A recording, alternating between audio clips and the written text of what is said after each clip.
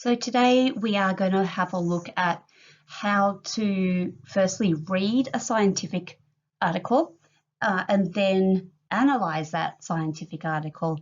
And then if you were to do an assessment task where you needed to analyze that article, what sort of things should you look for? So the first thing you need to do is to annotate the article that you're actually reading. So sometimes you might want to start off with one copy. That way, if you put annotations over there, definitions, all those sorts of things, you can go back and print off a clean copy at a later time and, annotate it a little clearer on the second copy that you do. So what you need to look at first is just read the article. Read the article and take down some notes. So it might be easier to do this just on a spare piece of paper or two, depending on, what you're actually looking for. But you might need to read that article lots of times. You might not be able to read it the first time and go, oh, this makes sense, awesome. You need to read it several times. Okay, because every time you read a scientific article, you find new things that you didn't see the first couple of times that you read it. So go through it. I know it's annoying to have to do that, but it does make it easier to understand. And it's really hard the first time you try and read a scientific article, not just read it, but then understand what it's talking about. But the more you do it, the more practice you have at reading scientific journal articles, the easier it will get and the faster it will get for you to be able to do that. Once you get a rhythm and you get an order of how to annotate the article, it will make it a lot easier. So a lot of people are not sure where to start when they're trying to understand a journal article, especially if it's the first time that you have had to do this. So probably one of the easiest places to start is with the authors. So who are they? You might be able to tell, it might have their qualifications written there somewhere. If not, you can do a quick Google search of those authors and just have a little look at, who they're affiliated with. Are they with a university? Are they with a hospital? Are they, who are they affiliated with? Have a look at the title of the article itself to see if those authors have done similar articles in the past. Have a look at the journal. So the title of that journal. So is it a reputable journal? If you don't know, have a look it up. The date of the publication. Now remember, the study may have been published in a particular year, but the studies may have been done years before that. So how is that going to affect the reliability of results or how valid the article itself actually is? So this information here is having a look at the journal itself.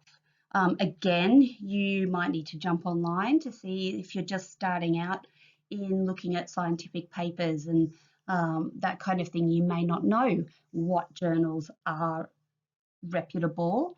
So if you are unsure, just have a quick Google. What is this publication? What's the publication usually focused on? What sort of articles? Who are the type of people who usually, or authors I should say, that publish their studies in these articles. Have a look at when the journal is published, but also have a look at when the article has been published. So if you pick up a journal that was written in the 1960s, although some of the information might be relevant, the studies themselves are quite old and chances are a lot of the technology and information has changed since then. So it's really important that you look at the date of the journal itself and then the date of the article. So once you've looked up the authors and you've decided whether or not the authors themselves, the paper, the journal that it's published in is reputable, then it's time to start actually reading that academic article.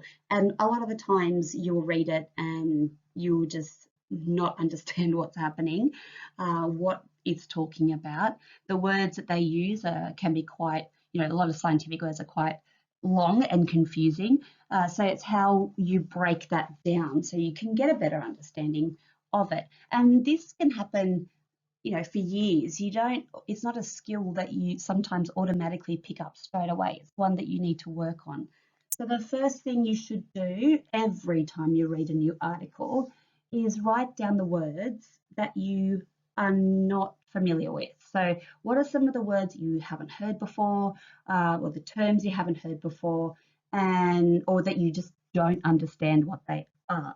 So you can either write it down on a piece of paper or highlight those words throughout the article. You might pick a particular coloured highlighter and go through with that one colour and highlight every single word that you don't understand in that particular colour. You might find that some of those words or terms are actually defined within the paper itself. But other times you are going to have to actually go out and actually look up those definitions. So if you're sitting there reading the paper and you're thinking, I have no idea what this paper is talking about, I have no idea what I'm doing, okay, you then need to go and actually look up those words. And that happens even with the best of researchers and people who conduct these studies, that they read other people's papers and there might be terms in there that they don't understand either and have to go out and look up. So there's nothing wrong with doing that. I recommend that you do that. And hopefully once you then have an understanding of those words or terms, it will make the paper a lot easier to understand. The part of the paper that I recommend you actually read first is the introduction. You can have a quick browse of the abstract, if you want, but remember that's just compiling a lot of the paper, sort of a summary, I guess, of the paper. But you want to look at the introduction. The introduction is usually the easiest part to understand, firstly, and it gives you a really good overview, I guess, of the background information. And that's talking about the topic of the article that you're reading. So go through the introduction, make sure you understand it, make sure you get a clear idea of any of the terms or words that you don't understand. You've gone off and actually defined those first. That will make the rest of the article hopefully a little easier to understand. So read the introduction. Again, you might have to read it a couple of times.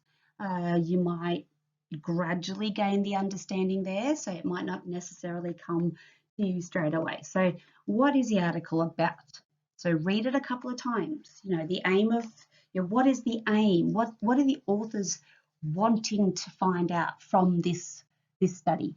So a lot of that will be introduced in the introduction. So make sure that is the first thing that you really go through and analyse. Once you've gained that understanding of the introduction and you have that background information regarding that study, and define the words that you're not sure of, next go to the results. So the next step is, what are these results saying? Now this part of the article can be quite confusing. So you get a bunch of results, you look at these graphs, tables, those sorts of things, and you are completely overwhelmed with all this data and statistics and things that you may not even understand. Okay, that's a lot of the time that's normal, okay, because some papers have more complex data sets in them than others. So, there's nothing wrong with having a look at the data or looking at the results and being absolutely confused, right? So the easiest thing, I guess, to do with that, even if you have no idea yet what the results mean, the first time you look at results, go graph by graph or table by table, look through them one at a time, okay? Go through and write down a little summary on a spare piece of paper as to what that table or graph, image, etc. is saying. So a lot of them have a little summary underneath, a little paragraph that just summarizes what that table says or that graph says. And then it should be also mentioned in the text as well of the article itself. So do that one by one. And again, you may not still have an understanding of what those results mean. But the more you go and read it, and the more you read the article, it will start to make sense. If there are things on that particular table or data graph that you have not heard of before, again, Google it. What does this mean? I've never heard of these before. If it's something like error bars on a graph and you think to yourself, I've never heard of error bars before, go and look up error bars and find out what they are, and then try and relate that back to the graph as well. And your teacher should be able to help you in class as well, be able to determine what those results actually mean, or what are they telling us. After you've gone and written a little summary of each of the data sets that are presented in the paper, you want to go back through, and it might mean looking back at the introduction or looking at the methodology that the authors used when conducting the study, and have a look at the results, and then go back and see what was presented by these authors. Did they find what they wanted to find? Okay, so were the results matching or showing what the authors set out to find, or didn't they? Because you'll need to then go back and look at the method if they didn't show that, and see, okay, what maybe had the actual researchers done in their method that may have varied the results, or is there something they could do on top of their original method next time to have a look at expanding their knowledge on what it was they were trying to find out. Again, it's a lot of going back and forth.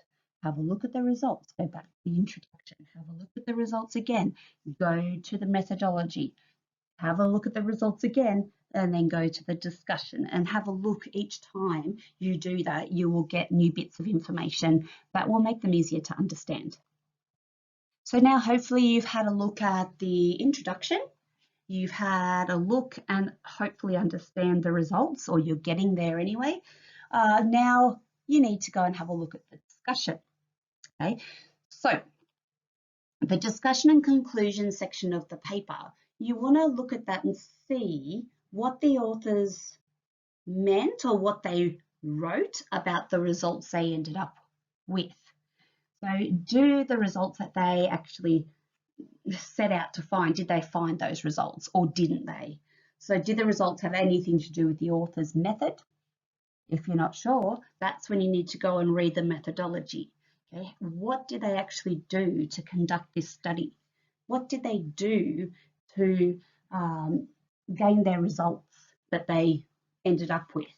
Were there any controls in place that may have varied their results, or do they need to put controls in place if they were to conduct a follow-up study?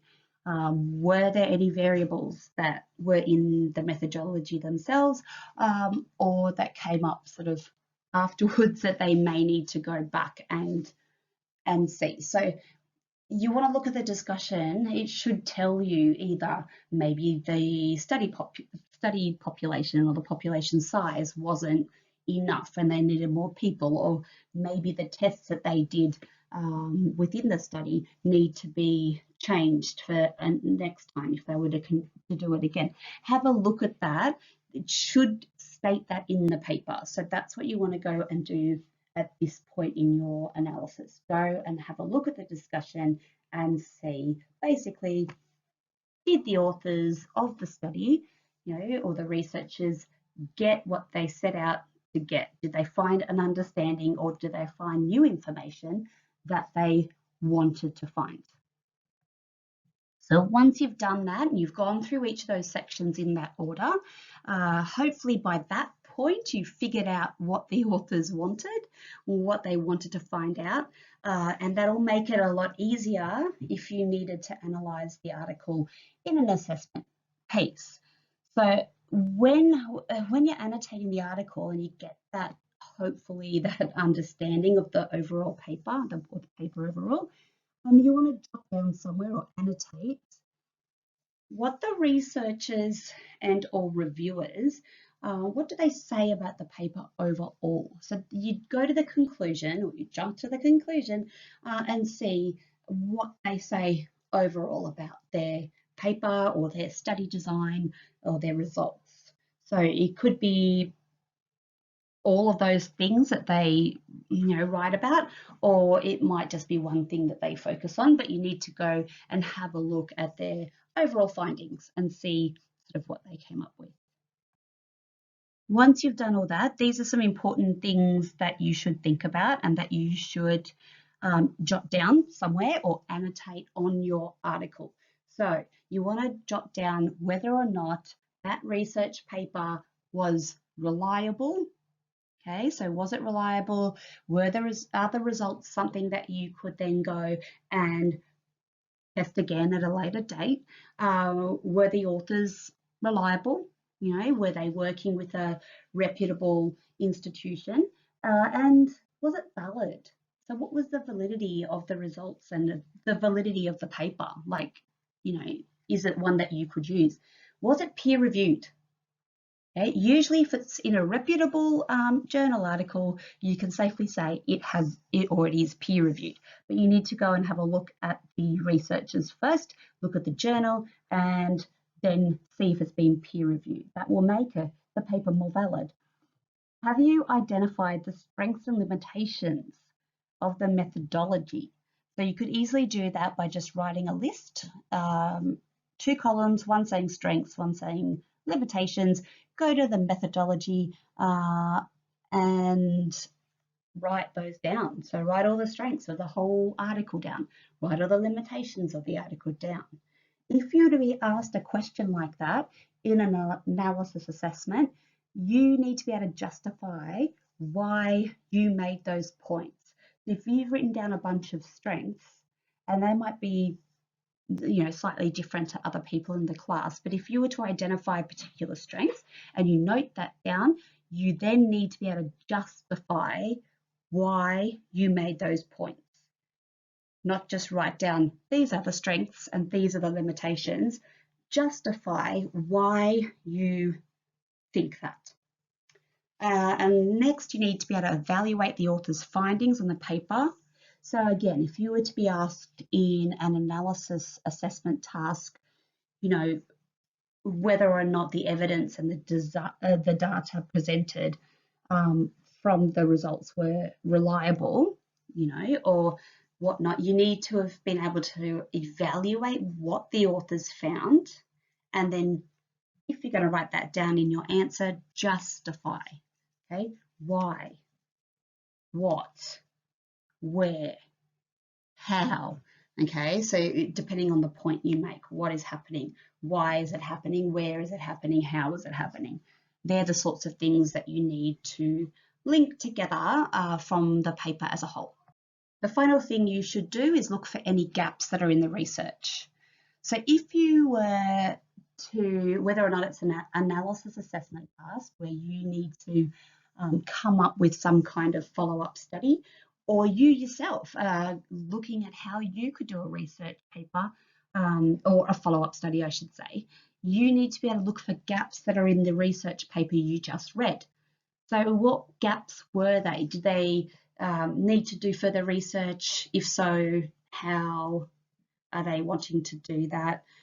So again, if you were asked to develop a follow-up study, okay, it needs to lead on directly from the original paper. So if you're given an article to read and then you are asked to design or develop a follow-up study, it needs to be able to lead on directly from the study that you've just read. So you'd be able to design one that directly follows on from the original paper. So lastly, when you've gone and done all that, go back to your paper. You might have to print off a new blank paper and then annotate those important points that I've gone through in this presentation onto your paper that you can bring in with you to the test day or the analysis task day. And the more you do this, the better you're going to get at it, and you will get it, trust me. Okay, so hopefully any other questions, you can come in class and ask those questions or send an email through if you have further questions. And good luck.